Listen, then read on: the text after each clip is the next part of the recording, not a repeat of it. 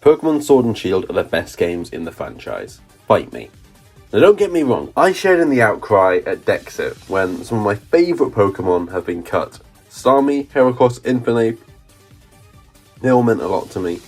But alas, I knew the game wasn't perfect. You see the previews, the graphics are behind, there's dodgy animations from some of the main characters. Hop, the rival, and the legendaries look bad whenever they do anything more or less. I had no pre-order for this game, which is a first for a main series Pokemon game in forever. I didn't even think I was going to buy it. But then I fell to an impulse purchase when this lovely signed poster came with it at the Pokemon Centre London, and I couldn't resist, and I'm so glad I did. A little preface. I'm older than I was when I played the other Pokemon games. I have less time, and Pokemon Platinum was previously my favourite game in the Pokemon series. There was lots to do, loved lots of the Pokemon, had a little personal touch just for me. The lack of endgame in Sword and Shield is a major problem, but the journey matters far more to me now than it might have before compared to the endgame. Having 200 hours of content is great, and a lot of people will get the use out of that, but I'm just as happy to have an excellent condensed experience and move on to the next game, rather than it outstaying its welcome. There's some games I've played recently that I've enjoyed a lot, but the last 20 hours weren't really as good as the first 20 hours. I could just be playing something else. So, what Sword and Shield had to offer was great. The story is simple. It feels like a proper tournament arc for the first time in Pokemon, with multiple rivals that you see all aiming for the same thing. And as is fitting for the end of a tournament arc, you fight your 3 rivals again, as well as some of the main gym leaders who you fought on your journey. This makes so much more sense than just an Elite 4. Here's 4 random guys who are kind of powerful that you have no connection to. No, every character you're fighting, it's a rematch. There's more on the line because they're like, I'm going to beat you this time. Makes it so much better. And there was a quick pace between the gyms with the wild area if you want to slow down a little bit. The other games, it feels like you're a dude who randomly goes and beats up a few gym leaders and suddenly you're the champion. But here, the entire Galar region actually cares.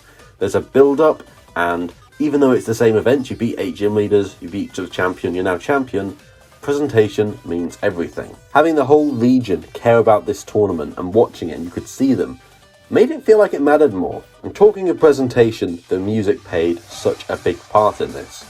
Toby Fox's theme is almost lovely enough to save the endgame by itself, but the main thing is these signature chants.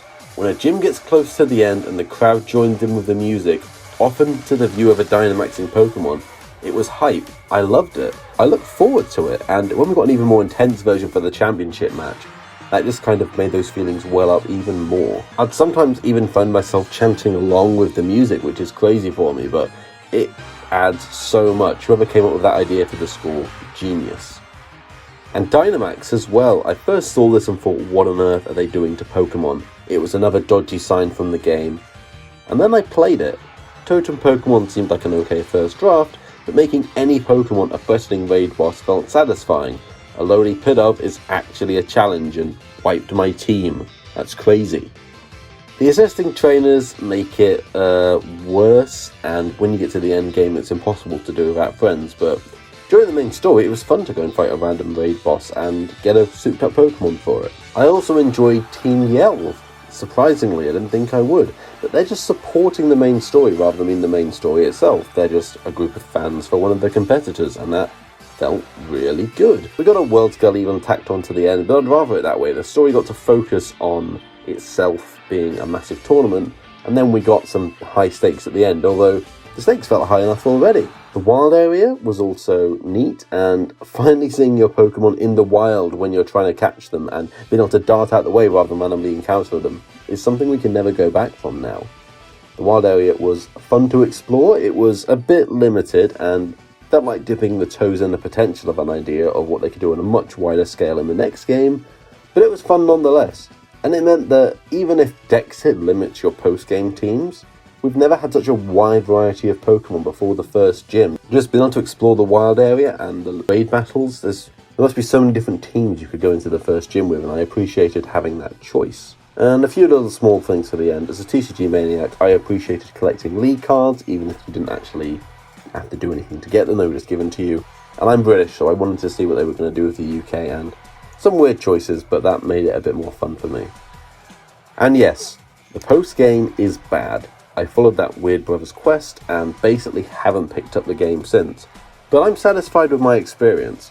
I wish there was so much more to explore, to do. A new wild area after the main story was practically begging to exist, but what was there felt good. The main story, condensed into 20 hours or so, was a solid journey all around that was fast-paced, had an actual impact to it, and kind of makes me question how I was respected as the champion in the other games. But that's just my opinion. I appreciate there's a lot of controversy around this game, and I went in expecting not to like it, which might help why I did, really, in the end. I have a lot of hope for the franchise in the future.